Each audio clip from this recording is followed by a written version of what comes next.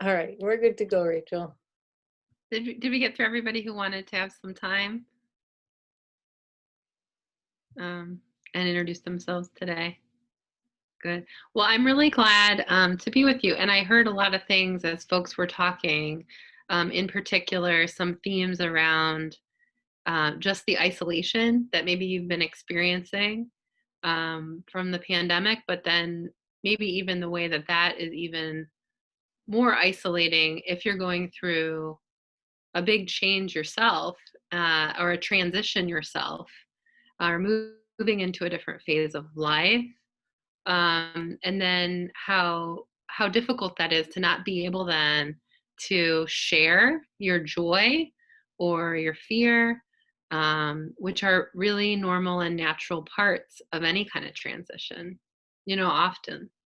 So I'm hearing a lot about that, and then I'm just hearing a lot about some folks who are really feeling like there's a lot of uncertainty, and then not knowing really how to be prepared for that, or if we even can maybe prepare for that, because of the uncertainty. And I think especially as you're going through some changes, maybe with your family or yourself, and then you have this context of uncertainty around you, it can be really fatiguing. That's the other piece of that. And so I have a lot of slides available today for us to go over, and I can kind of go through those fairly quickly. Some of them are from a previous presentation that I did for a women's summit, and then I've adapted that for tonight. But I don't want to spend too much time on anything that doesn't feel relevant for you. Um, I think it could be maybe helpful to briefly go over what kinds of things might show up in a postpartum or perinatal like mood disorder, just so that all of you are aware of those signs too. Because as we're going through all of this stress, it's kind of hard to know what's adaptive stress and what stress is verging on, oh, like, is there more going on here that I maybe need more support for, more formal support for. So I'm happy to also kind of do that today as well, um, if that's okay with everybody. So I'm gonna share my screen so that I can go ahead and go through a couple of slides with you today that I think could be useful for us to talk about. And then I'd like to pause at certain points to see if you have any questions and to address those. And you can go ahead and write those in the chat as well. The other thing that I would really like to do is just to be able to spend a little time together, maybe walking through some grounding and relaxation strategies that we all need so desperately right now. So Ariel, remind me how much time we have together. We usually end around 7:30 or 8. Okay. We're flexible. Okay, so I'll try to manage my time the best that I can then. So I might just kind of skip some things so we have time to do the juicy stuff together. Okay, let's see here.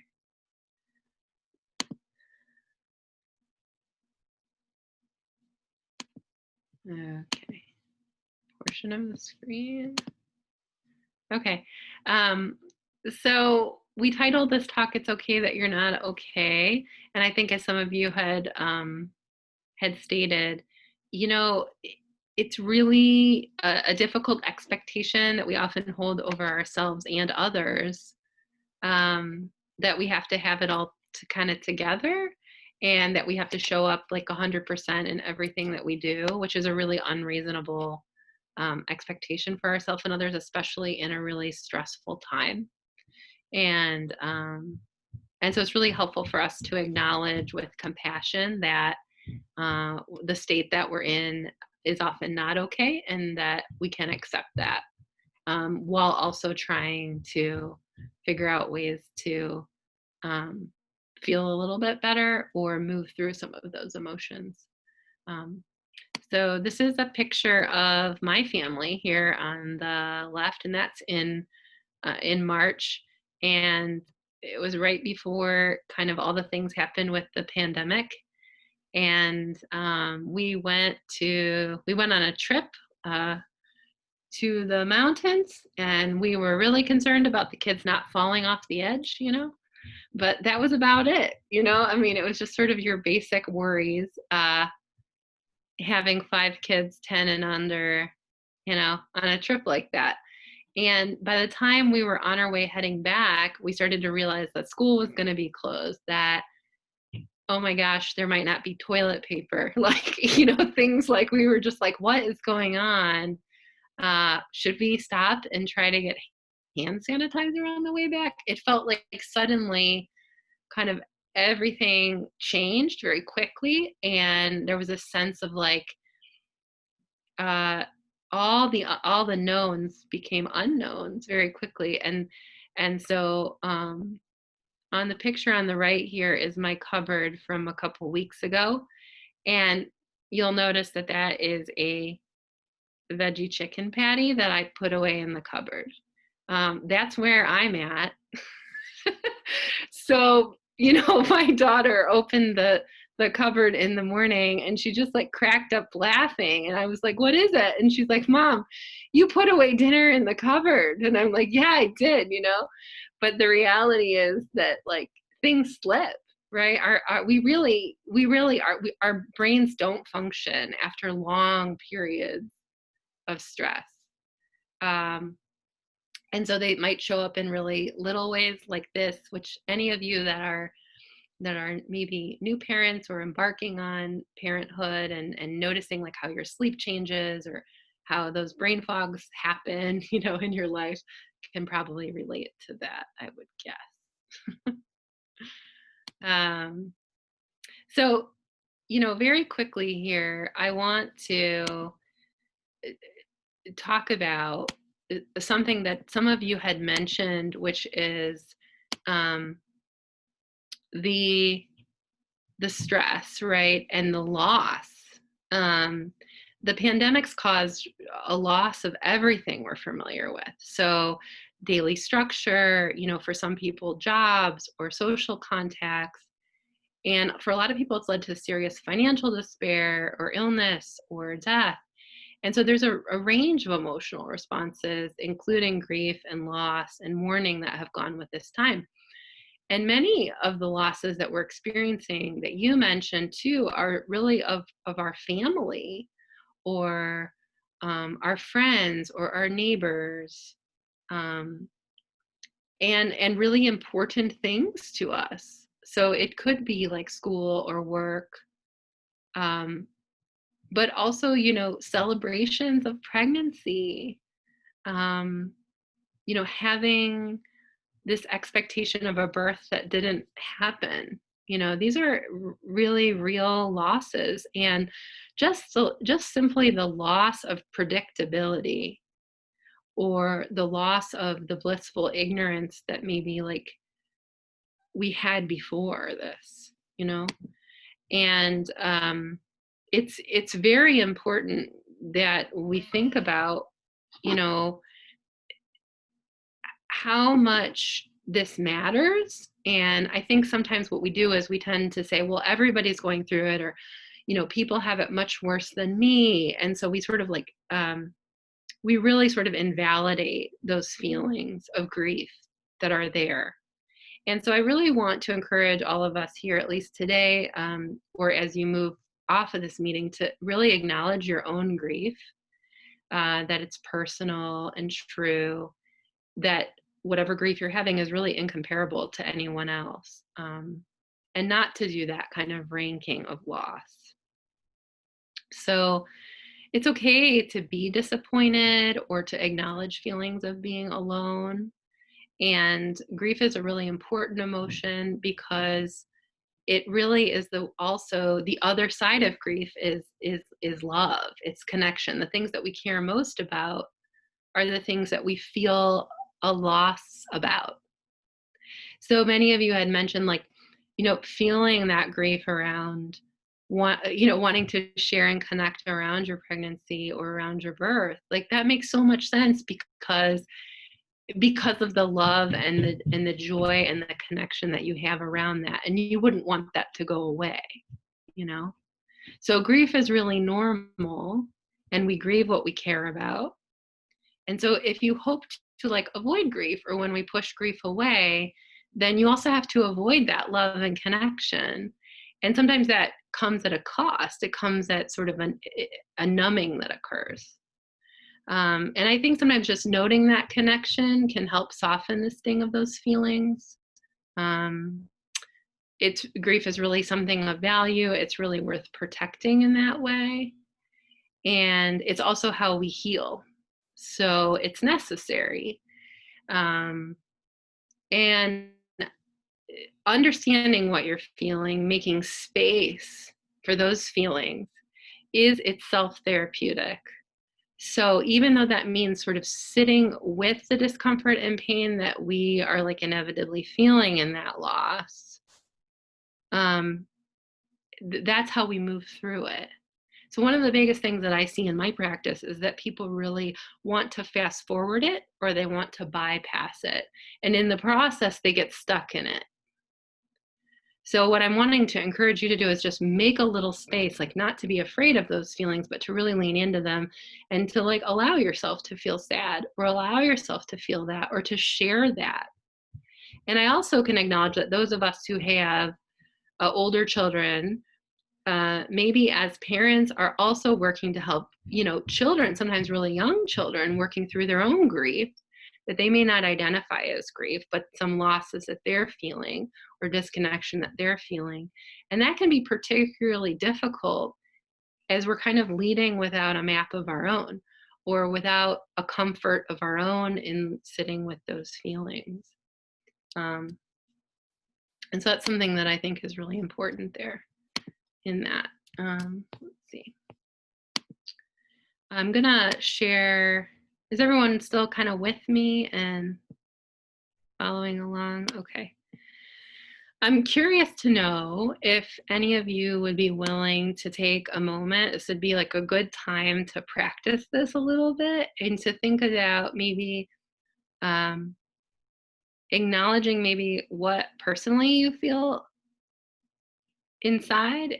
Turning inward is something that does feel like a loss. Some of you mentioned some things, but I'm curious if we could just kind of make a space for that. And if you want to just maybe type in the chat box, something that comes up for you.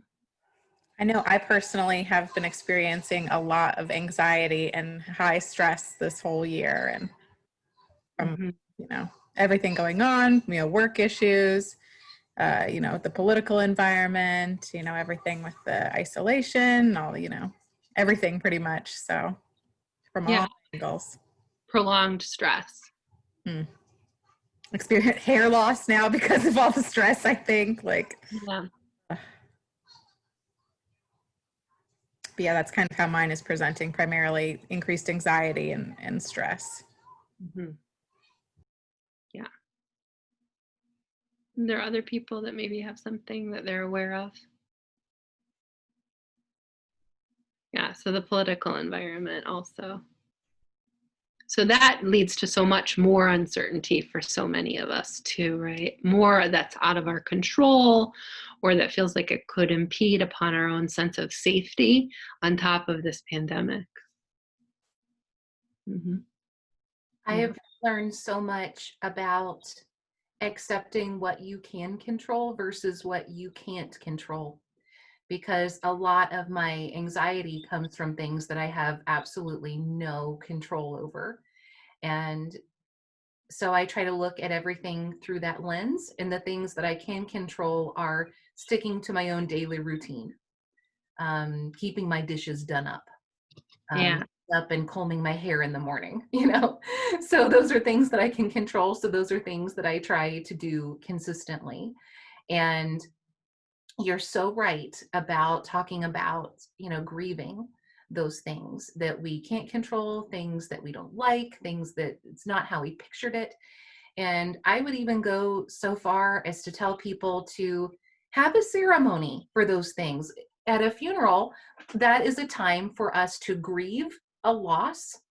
And it might give us a teeny bit of closure, or at least time to mentally acknowledge what we're going through and what we're grieving and what loss we're having. So that could be with you, or maybe that's you and your partner, or you and your friend or kids or whoever, and you go in the backyard and maybe you even have a tangible object that you bury, or maybe it's flower petals that you sprinkle in the wind, but you could actually have a ceremony to grieve the loss of whatever that is. Maybe it's the fact that you don't get to see your family members this Thanksgiving, or the fact that your family members will not get to see, you know, like what I'm going through with the baby shower.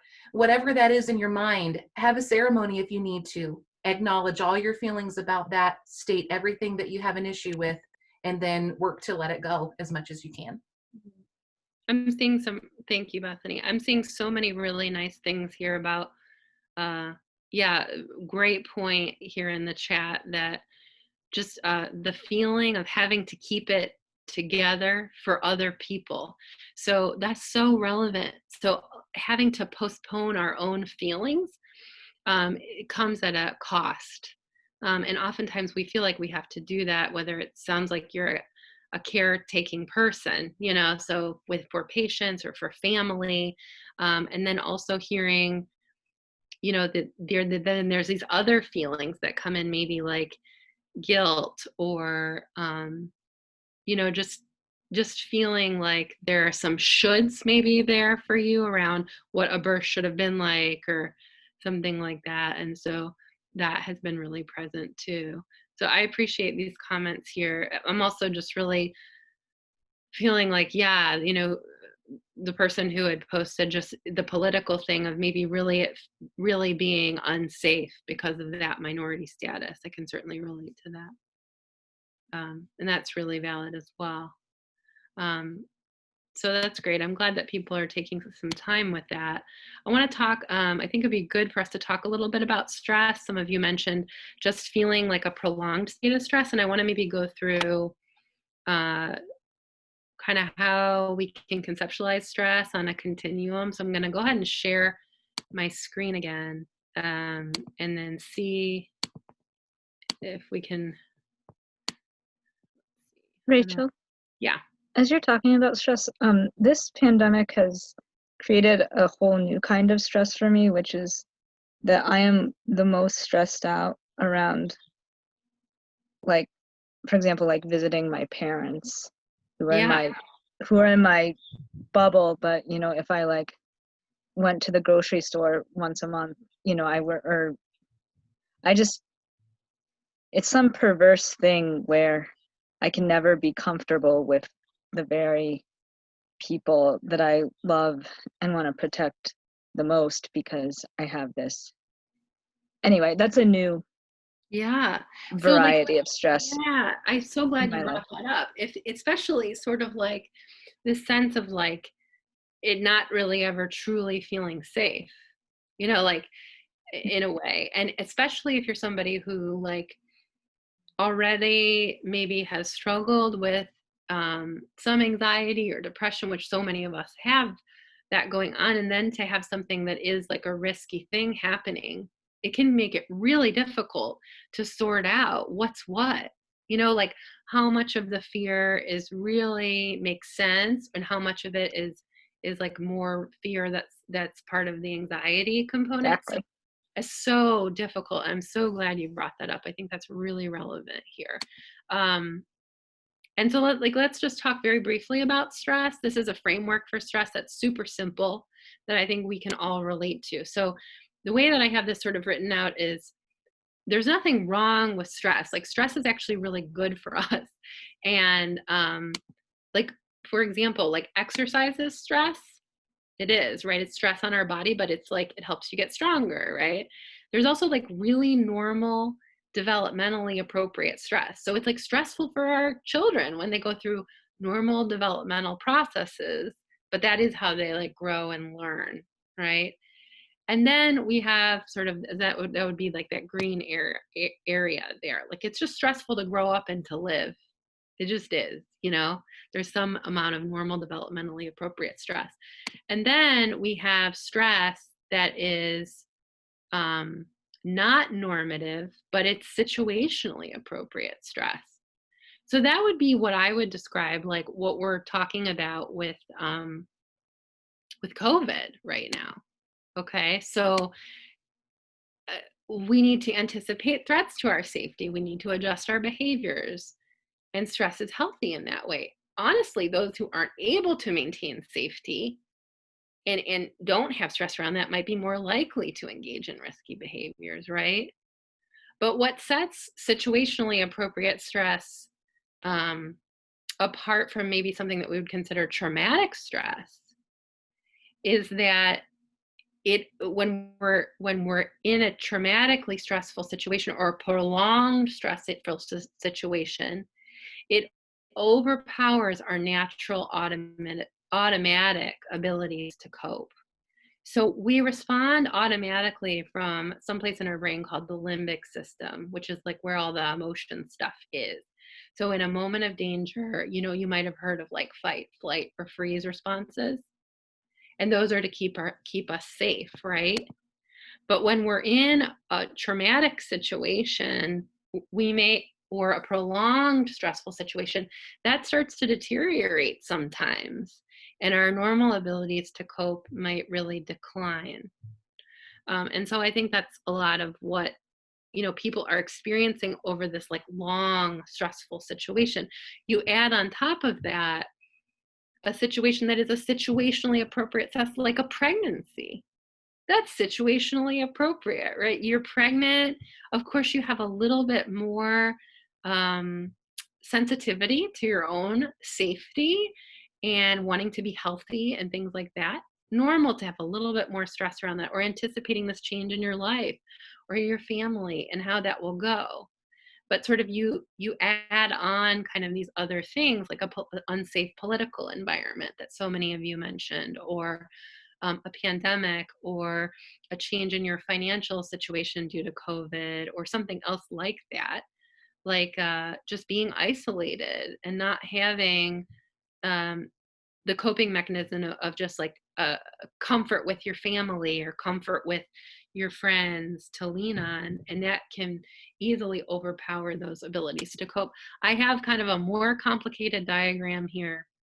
Don't worry too much about it. We don't have to go through it. Really what I want to say about this though is I think this illustrates super well how our connection to ourselves and others decreases and our arousal or activation of that limbic system increases. And so when these responses to stay safe kind of sound this like internal alarm system and move us into this automatic system, we will tend to feel less connected to ourselves or to others. So I'm so glad you brought up what you did, because that's what happens, right? So our neuroception of safety or neuroception of danger gets activated. So it's just your brain doing what it's supposed to do. And you're moving into a space of mobilization or immobilization or dissociation or disconnection because of that. And so it's harder to feel connected in those moments. And so when that happens, what we need to do is we need to begin to notice that with sort of varying degrees of presence, awareness, connection, and be able to sort of ground ourselves so that we can help our brain move towards that state, and we can tap into more coping skills or coping resources. Is this holding together for folks? Yeah? Okay. Any questions about what I've talked about so far, or like things you're relating to there?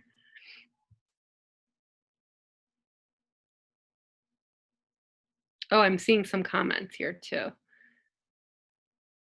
Yeah, so there's some people like saying, every time there's a sniffle, feeling scared of accidentally exposing somebody, or maybe being the only one or the most concerned person in the family or the the group that feels like there's this social pressure that like you're ruining the holidays by saying you're not comfortable visiting, and these kind of differences you have to then suddenly navigate. Appreciating that. There's a whole nother levels of negotiation. The holidays are already stressful, right? Because we have this really high expectation. I don't know if it's from the Hallmark movies or what, but we have this really high expectation that everybody's going to get along. And of course they don't. Like no family works like that. If you have a family like that, I don't know, you're going to have to like message me after this and tell me about it, because I don't know anybody that has a family really actually like that. You know, like most of the time holidays are pretty stressful, but then you add on all of this other stuff. And of course it's going to like overpower that coping, or the ways that you navigated in the past, like they're just not effective anymore, right? So yeah. Mhm. Anybody else having any kind of like about any of that, or?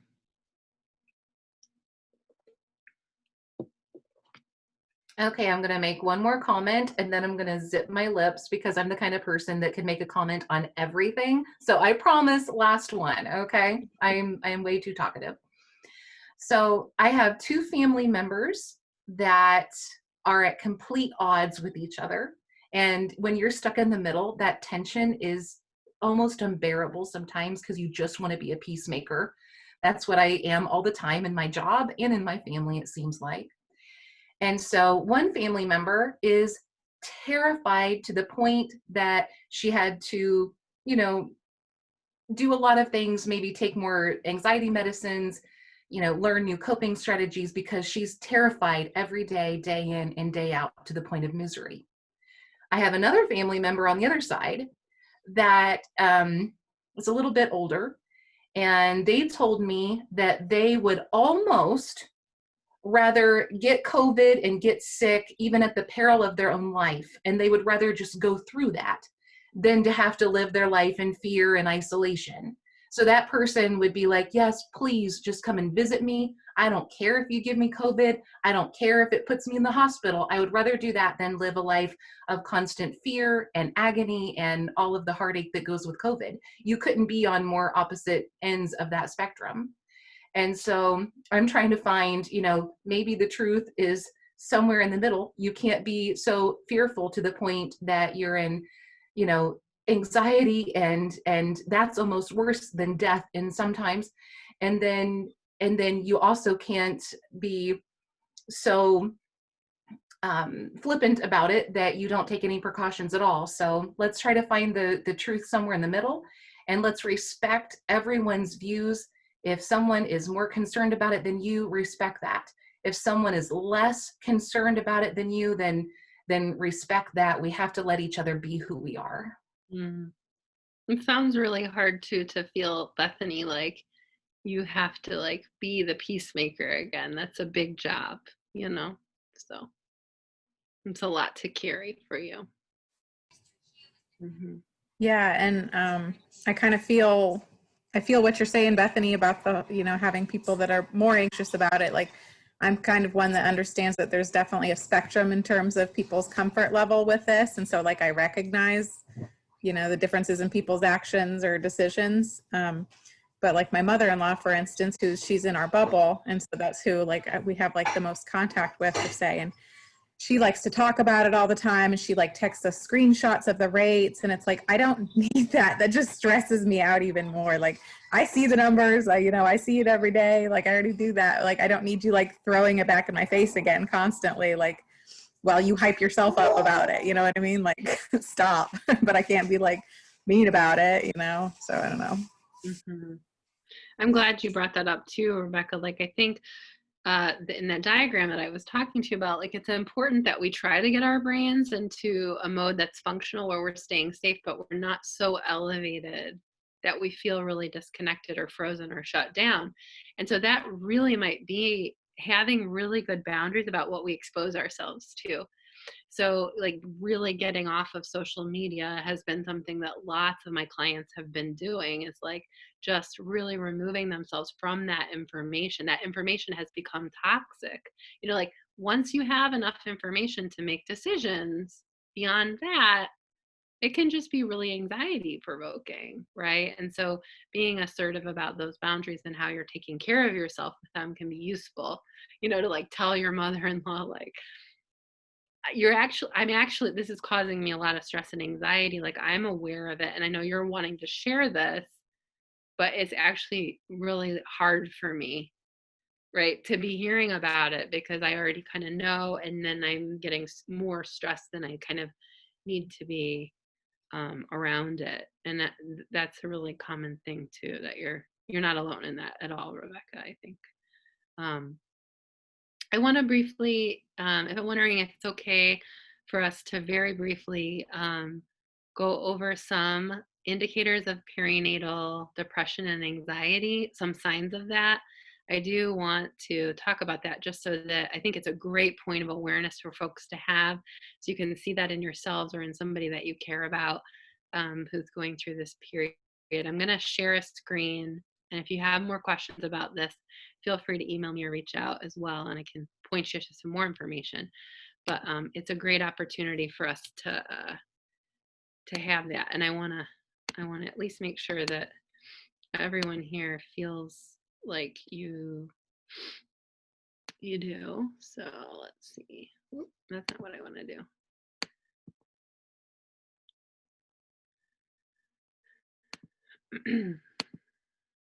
Okay, let's go through this really quick. So very quickly here, people often, this is a really common question that people ask me, which are, what is postpartum depression? What are perinatal mood and anxiety disorders? And what are the different kinds? And I wanted to go over this with you. I'm not going to read this, but I do want to say that, recent research indicates that about 15% of new moms get some kind of or have some kind of postpartum depression. So that's about 1 in 7. It's also really underreported, especially in women of maybe lower socioeconomic status or minorities. And so that rate could jump up to maybe 25%, depending on what research you're looking at. So that is a lot of people. It's like 600,000 people in the US. And there's probably more than that when we consider women who suffer miscarriages or loss. This really means that it's quite a bit more. And so many people really don't even know and are not familiar with postpartum depression because there's so much stigma around it that and around perinatal mood issues that which perinatal just means, by the way, during pregnancy and after birth. But it's really important that people do have some awareness about it. One of the biggest things we see is that people can notice appetite and sleep problems and difficulty concentrating or making decisions, or a lot of irritation or anger, withdrawal, sadness, these kinds of things, and feeling very overwhelmed, and oftentimes feelings of or thoughts of harming yourself or running away or escaping come up during that. And then, that can happen also during pregnancy as well. And same with anxiety. We often see postpartum anxiety, which is really excessive worries and fears and a difficult time, again, sleeping or eating, or it may show up physically, a lot of tummy troubles, headaches, and things like that. A lot of times folks show up at the doctor's office not really understanding what's going on with their bodies, and it may be anxiety that's really happening. So it's really important in this way that we recognize some of these things. Sometimes people are really surprised to hear about postpartum OCD, which is more when you've got really sticky thoughts. So the way that I like to describe it is like they're just really intrusive. Like sometimes thoughts can be really intrusive, and that can be really disturbing if you don't know what that is. And it can be scary things about the baby or baby being harmed, or compulsions, things like that come up during or right after the baby's born. This is beyond the 2 weeks of where we see like baby blues. So anytime within that first year after the birth, it would be considered a postpartum disorder. And then something that also doesn't get a lot of attention is postpartum post-traumatic stress disorder. And this can be brought on by a really traumatic childbirth, or, feeling like you've had a traumatic childbirth, and you can experience trauma or like reoccurring thoughts or nightmares related to that. And so knowing that can be a really useful thing for folks, because if that's happening to you or somebody that you love, it's useful to be like, hey, I think this might be what's going on, right? And there's definitely help that's available and treatment that's available for that. So many moms and dads who can also experience postpartum issues feel like it should be the happiest time, and they're supposed to feel a certain way, and somehow if they were to share these feelings, it would mean that they like didn't love their baby or that they weren't a good parent, and it couldn't mean anything further from that. It's just something that's happening to you right now, that's part of your pregnancy or part of your experience, and it's not something that it has to be permanent. And there is treatment and hope that is there for that. So I do want to bring that up, because I think that the conditions that we're under right now within a pandemic and the amount of isolation that we're experiencing makes this even harder. There's less support. Sometimes when we're having some of these things come up, we can take a break or really reach out and have an awesome support group kind of step in. And with this pandemic that's happening now, that gets a little harder, or there might not be people who are noticing it or helping you with it, or not somebody right nearby to really be like, some of you were saying, I could go to Wolf Tree. I went to Little HA League. I had other moms to talk about, to be like, this is how I'm feeling. Is this how you felt with your baby? Or like, what's going on with you? And that's such an important time for people to notice these things coming up. So I think what I'm seeing and what I'm hearing about is like a lot of moms who feel so isolated, also because they're having a perinatal mood disorder and there really isn't anyone around to share that with. So I want to bring that up as well. One And just thing that somebody recommended it to me, and we generally at the Birth Circle recommend it also to people, is to kind of figure out who your team is while you're still pregnant.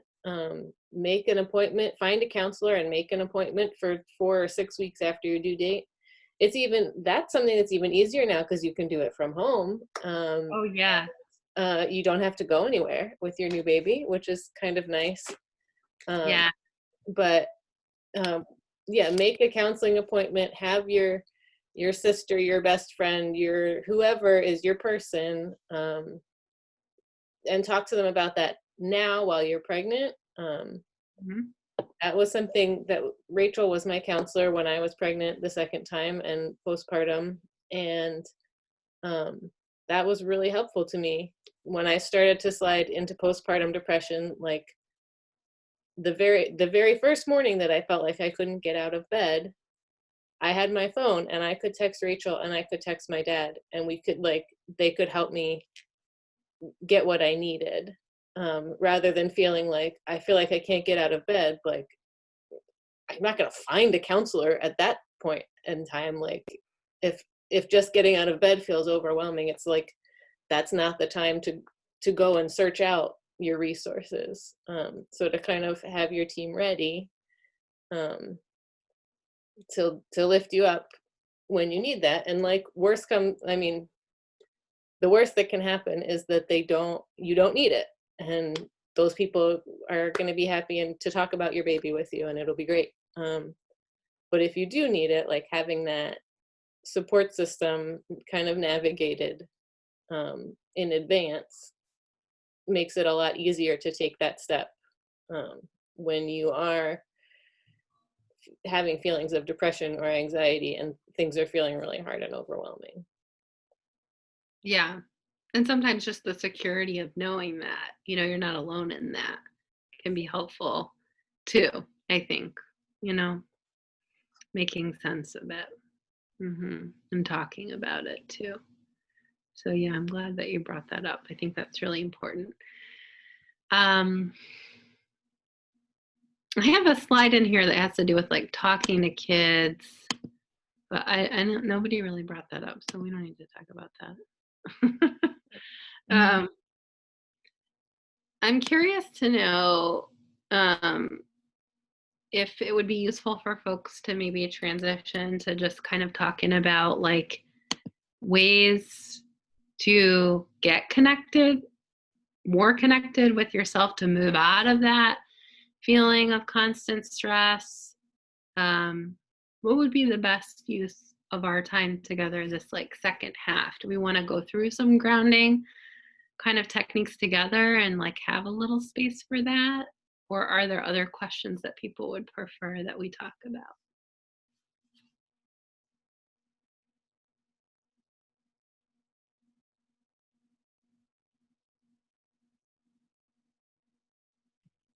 I had one thought earlier towards the beginning when you were talking, and I had tried to kind of jot down a little bit of what you said because I wanted to remember it. But the gist of what it was something to the effect that you said understanding what you're feeling and leaning into that and like allowing yourself to feel that and acknowledge it is a big part of how you move through it.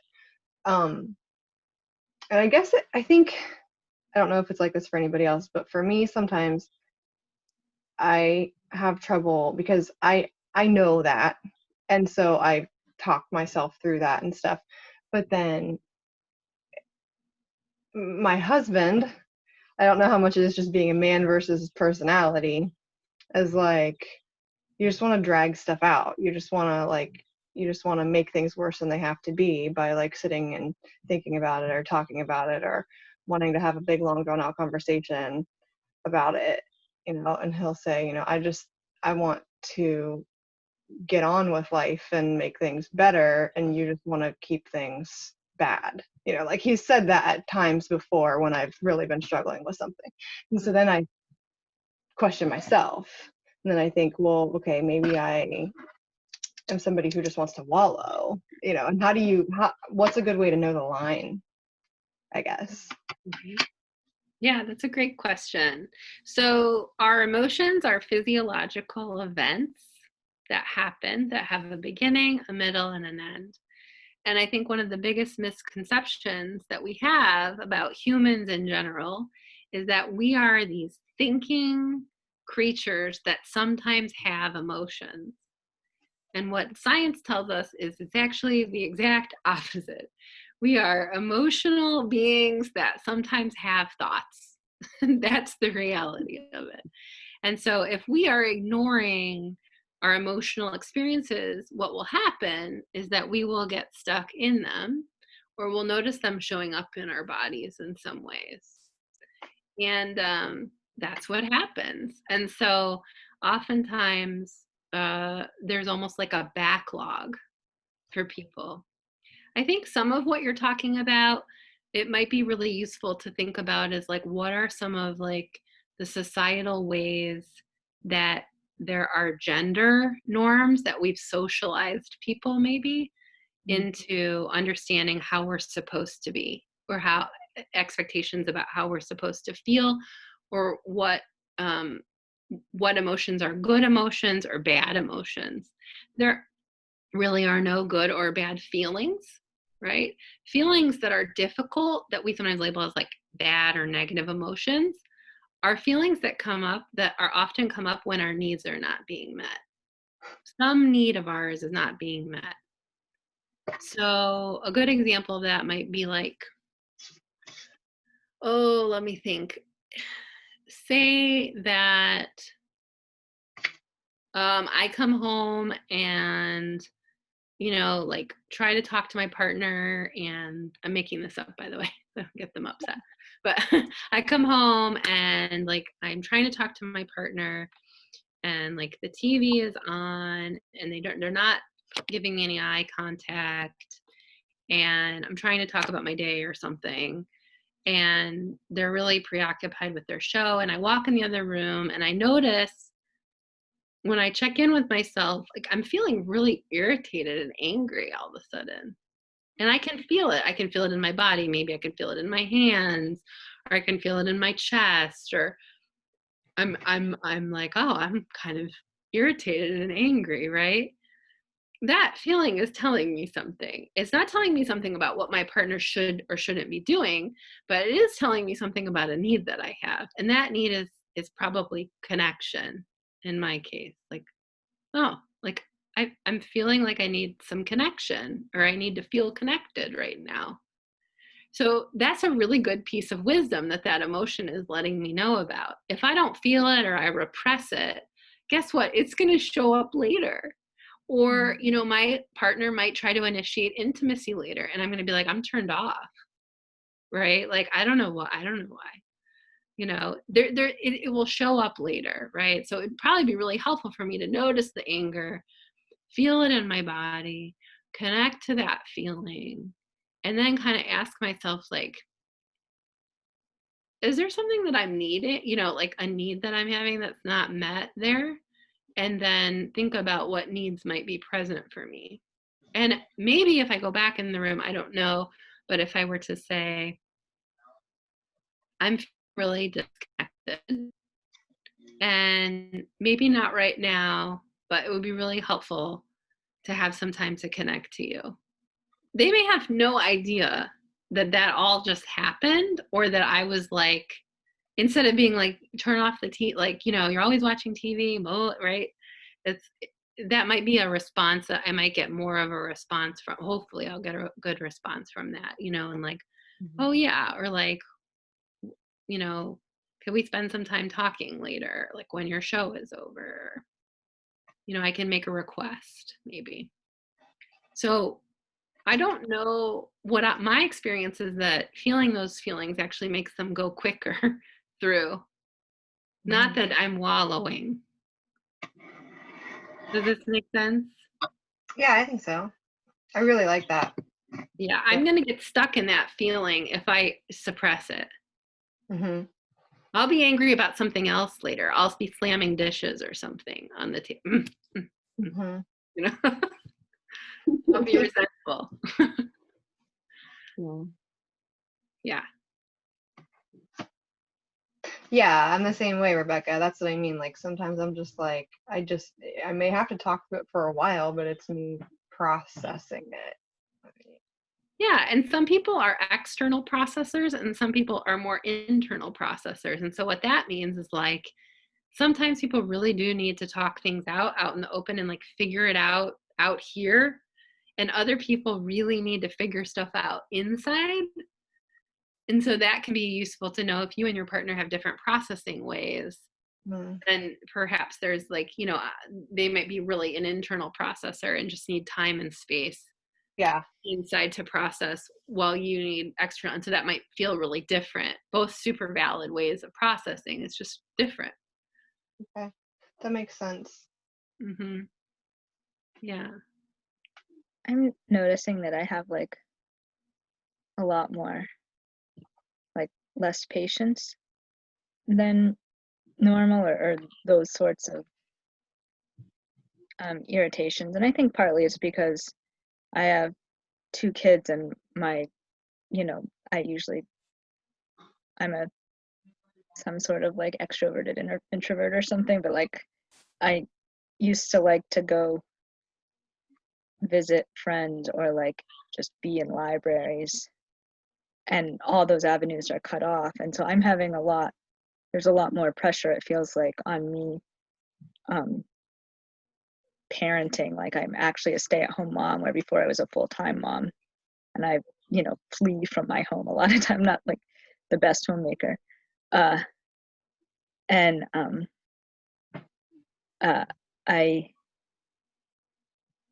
I have these like emotions, and then I see it, you know, in my almost 3-year-old daughter too, and I want to help her so badly, but I have like so little.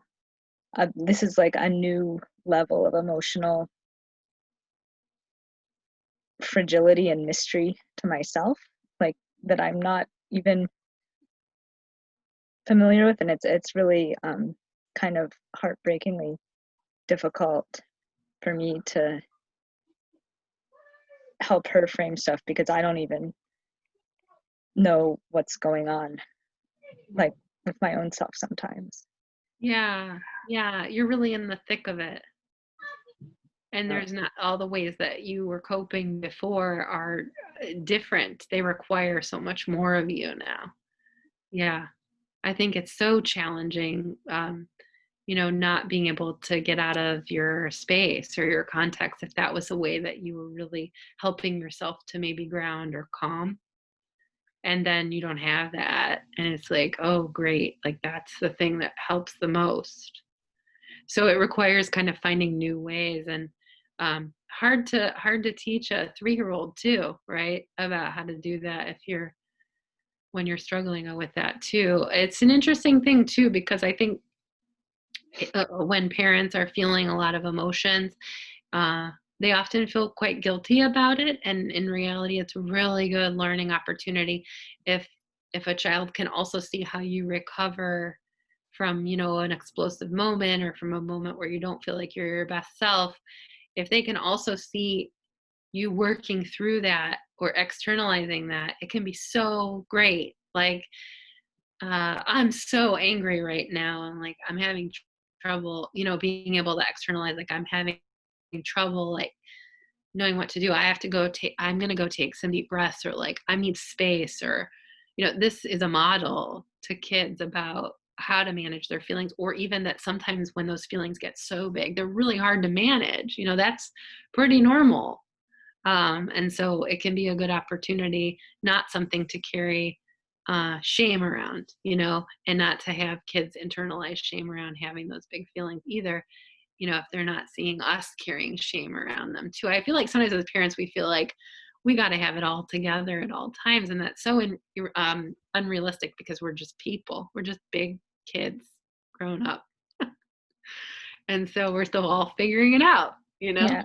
My husband like says a similar thing. It's like, no, it's good, it's modeling.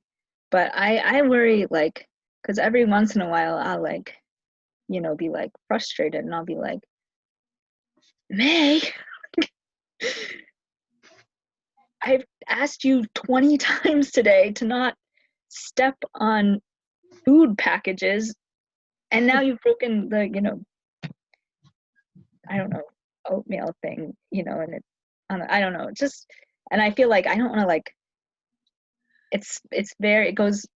there's something in me that like gets very upset when I do some sort of like personal attack. Like that feels like, turn off the TV, partner, or something, like I'm in that moment, I'm getting something wrong, a little, like I'm misdirecting it at her, and she's so tiny and little, and it's, like something. Yeah. Yeah, and it's just so, when you're exploding, which I don't usually do, it's hard to like know. Yeah. So there's where it was like not her fault.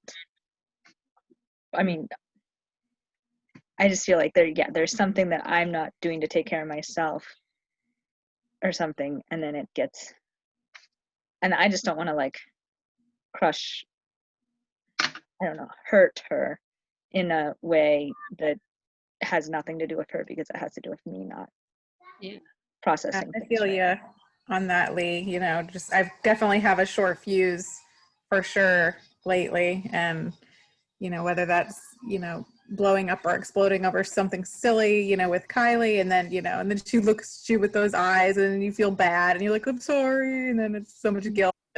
Or even just in work, sending like an angry or a snarky, kind of email, and then you're like, later you're like, why did I do that? I should have just like calmed down first, or just short fuse, and then you regret things later. And even if it's not that bad, you're like, oh, I don't know, how did they interpret that, or I think there's these parts of us that come up, right, like that hold guilt or that hold shame.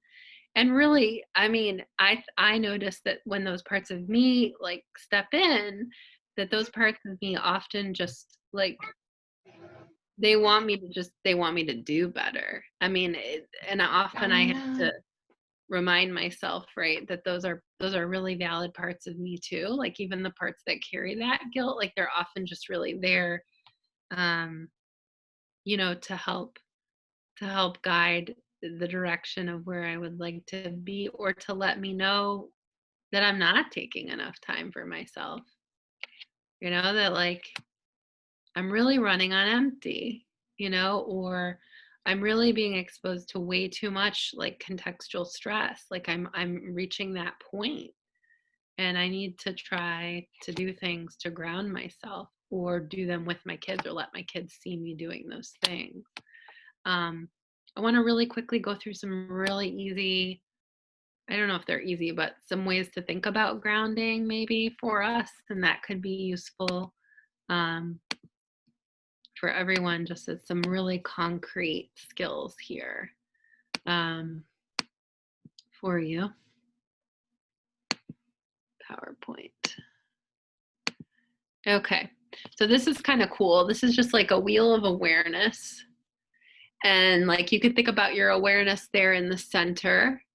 And that is when you're feeling, we're trying to get to that feeling, like I was saying, that feeling of like, I am, right? That feeling of safety, that orientation where you feel really spacious and you do have a lot of patience, you feel calm, you feel connected, right?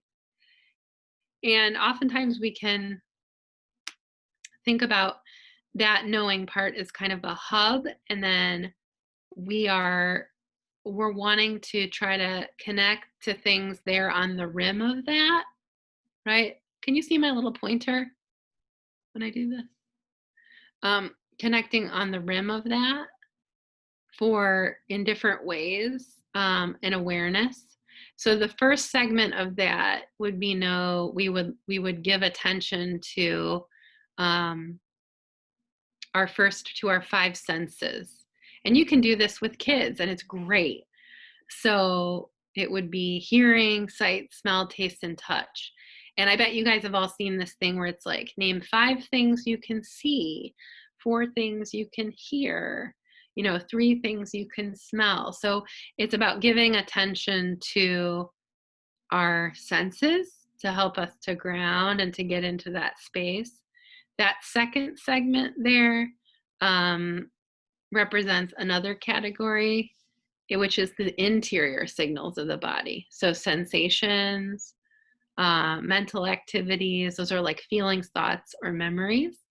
And the fourth on the rim there is our sense of connection to other people or to nature. And that's our relational sense. And what we can do is we can think about this wheel of awareness as these are ways we can direct our attention to help us get connected to our resources. Does that hold together for everyone? Okay. It's a really simple way to look at it too, right? And so when we think about grounding techniques or self-soothing techniques, that's a fantastic way to think about it. I have a really cool link that's for kids that's like grounding activities, and it's really using that wheel of awareness to help with that.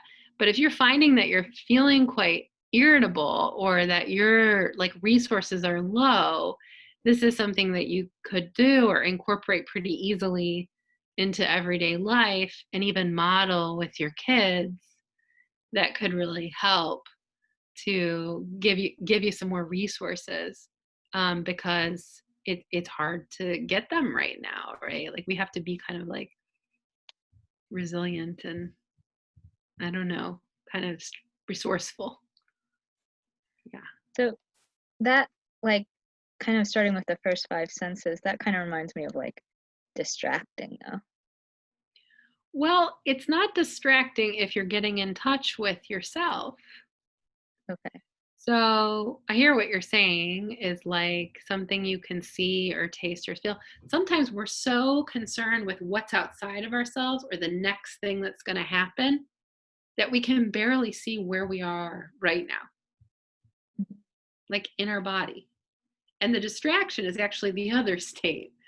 So if right now I'm like, okay, what do I see? It's like, okay, I see all of you, and I'm like in this room, and there's a light, and I start to like notice like what can your hands feel? Like notice around you, what do your hands feel? Are there any like textures or sensations?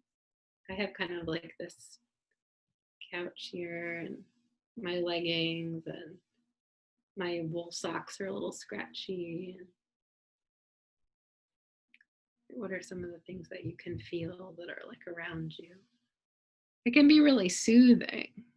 Yeah, I definitely see how it's soothing. It's like the same way that like when my baby is upset, I say like, you have really big feelings, you're frustrated that this happens.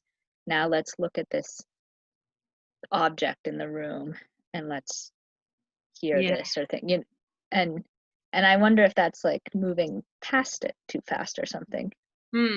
Well, or you might be like, but like I see it like, and as an adult, I might have like the ability to be like, start paying attention and being like, oh, the like radio's on or the fan is on, and that's making like an irritating, like that's raising my like whatever. Do you see like, I don't know, maybe that's like an overly picky. Well, one of the things that you can pay attention to was that mental awareness, which is what are the feelings happening inside. So I like what Taylor was saying too, is like, this is meditation. It's mindfulness meditation, essentially, right? So this is the idea that you're in the moment that you're in, and you're bringing your attention to different objects of awareness that are present in the moment. So some of them could be observations about the environment, but they could also be internal feelings. Oh, I'm really anxious. I'm feeling tension in my shoulders. Where does the anxiety live in my body? So it's like between my shoulder blades. And you know what that makes me want to do? It makes me want to open and breathe into that space of something I wasn't even aware of, that I was holding it there, right? So it's this like moment of mindfulness where you can use these different intentional points to direct yourself to different objects of awareness. Not meant to distract or to push away anything, but to stay present and to ground yourself in your body and in your environment, and to notice everything. So maybe if the fan is really irritating me, but I also, and maybe I'm really fixated on that, and I do hear that, and then I start to know, I can also hear the birds. That's another object of awareness that I also want to be aware of. So it's not an or, maybe it's an and. It's kind of subtle. Yeah, thanks for like taking some time to tease that out. Yeah, of course. I'm happy for the questions. They're really useful. Yeah. But that's a simple way of looking at it. There's lots of ways to do that. And I think those can be really useful ways to lower the sense of stress that we're feeling. I have I have it next to me. I have some cool toys that sometimes I use, and I use them with kids, but also with adults. And if you guys have, I don't know if you've ever seen that app that helps you breathe. It's like a circle, and it goes down and it goes back up. This is a really fun toy that I have that is really useful for breathing. And what I wanted to demonstrate today, because it's a lot easier to do this over the screen if we have an object, is that when we're in a relaxed state, we breathe down here in our bellies as opposed to up here in our chest. And often the exhale is longer than the inhale. So this is a really simple way to help your body to relax. And you almost always have your breath with you, even if you don't have something like this. You can think about kind of inhaling, and then on the exhale, coming twice as long and slow out.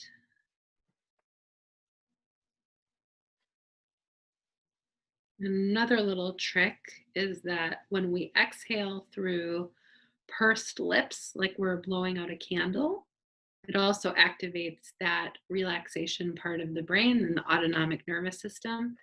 So my thought was, if we all wanted to just spend a moment, if you want to settle in your chair a little bit or wherever you're sitting,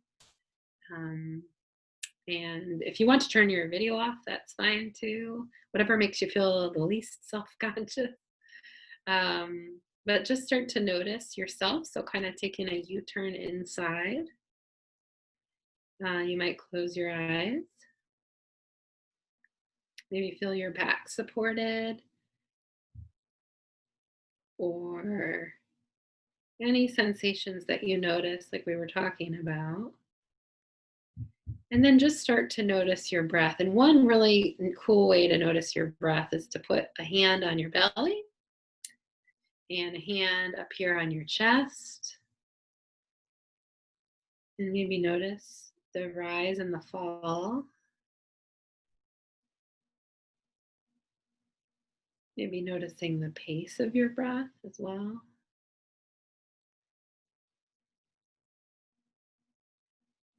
Kind of scanning your body for any tension that you might be holding.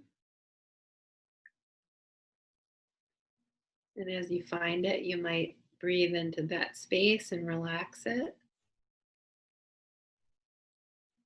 Maybe in your jaw, so letting your mouth open. Maybe letting your shoulders fall a little bit further from your ears.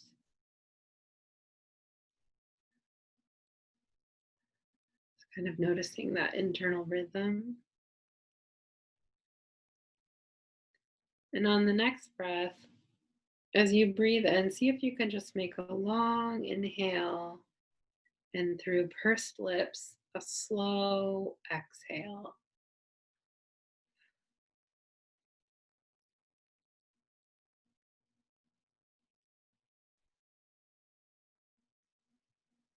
And we'll do that one more time.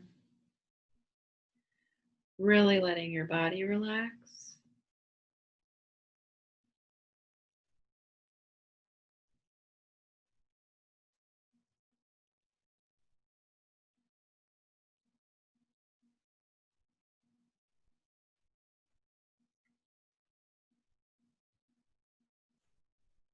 You can exaggerate that movement by using your body. So you can allow yourself as you're breathing, right, to breathe as you breathe in and you expand. You can bring your body open, right? So a lot of times I like to do this standing, but you can open up your chest.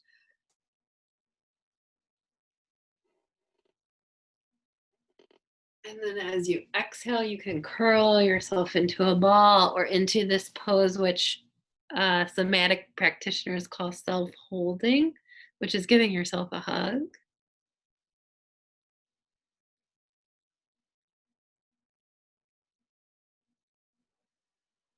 You might do that a couple of times. So you're breathing up and out and opening yourself up.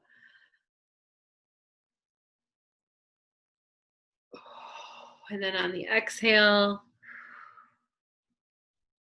closing into self-holding.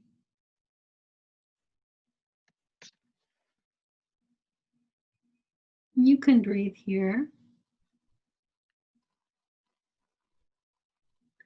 These are really great ways to work with your kids too, right? So they can understand this, they can respond to this too, right? So we can do this together with a ball, or you can model and you could say, I am so irritated, I am so angry right now. I need to take some really deep breaths, or I need to like blow out this pretend candle, right? And you can do that, right? And it's really teaching them how to self-regulate, and it's working with your own body too. I don't know how that felt for all of you, or if you're familiar with those techniques already. Oftentimes I know things, but I don't do them. And so, that's like a good 1 minute exercise, which I notice I feel usually a pretty dramatic difference in my own nervous system and how regulated I feel. So I'm curious to know, maybe how that felt for you, if there's any questions about those specific techniques.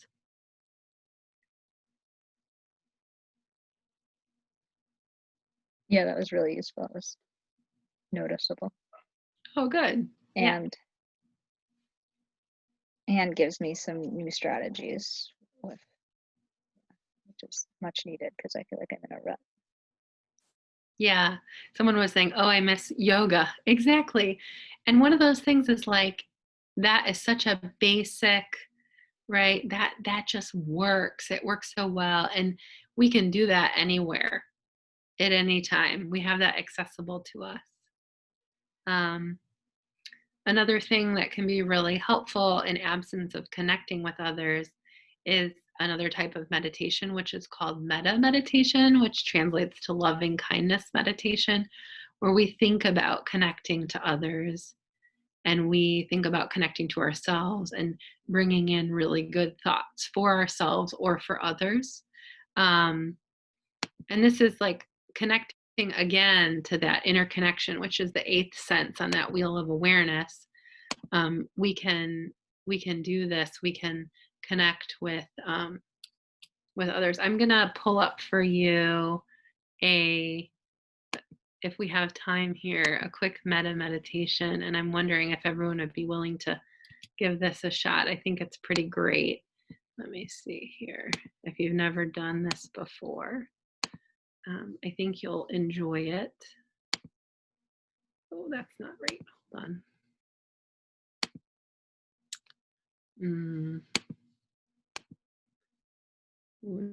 Okay, view presentation. Okay, so in metta meditation, basically, it's just this recognition that our lives have something to do with one another. So it's really like about this idea that everyone counts and everyone matters.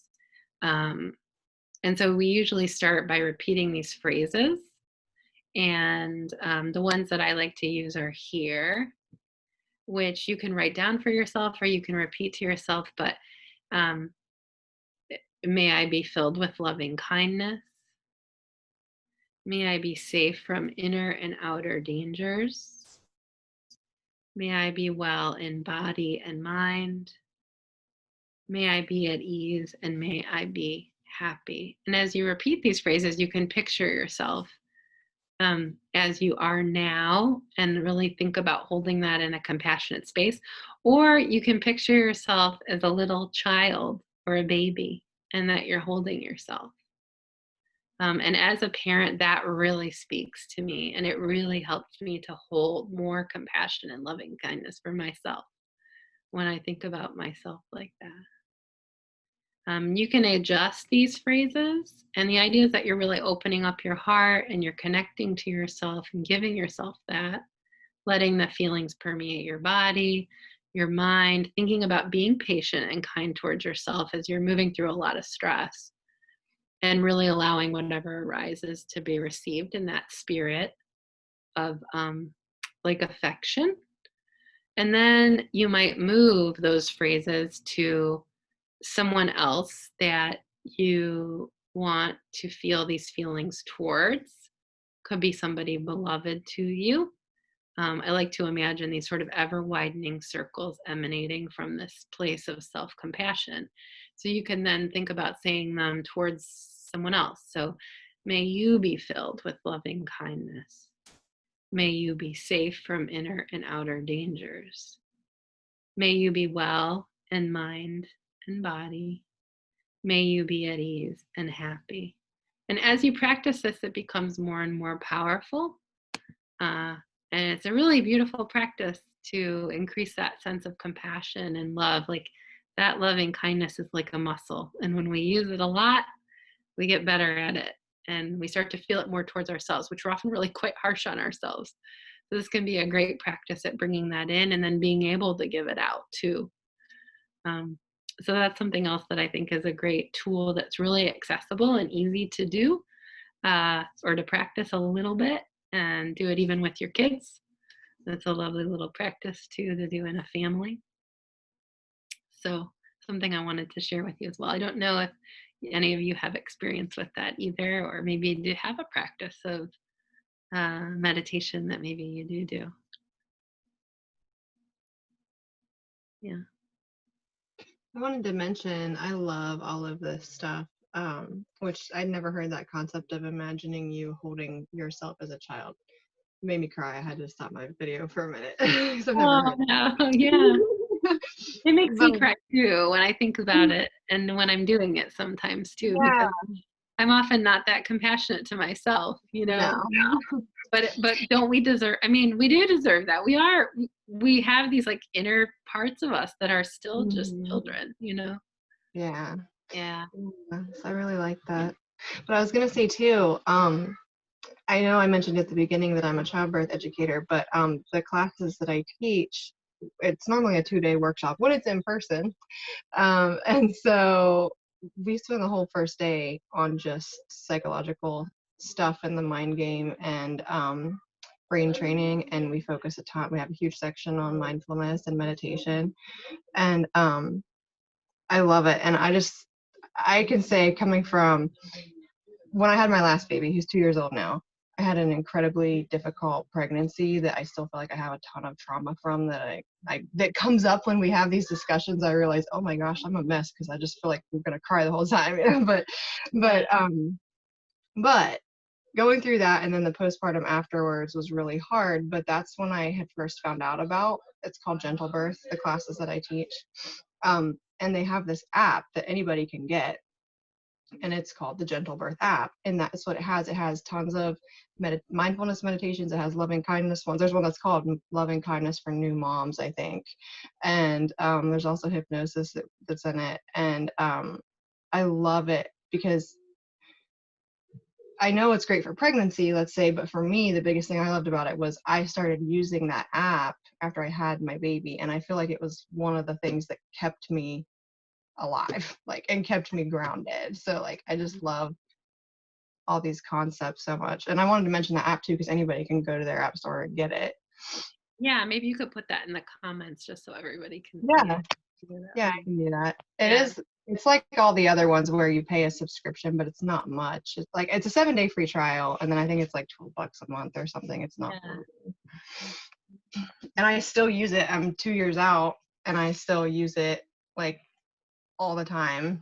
Like, I try to use it daily. Yeah. Yeah. I think that's really awesome. That's wonderful. So I know that I'm out of time. I do want to kind of leave you with a poem. I'm like a really big fan of poetry. Would that be okay? You have time for that? Okay.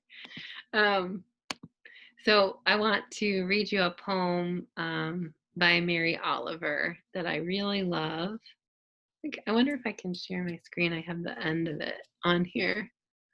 Let's see. Where's the Zoom thing? Yeah.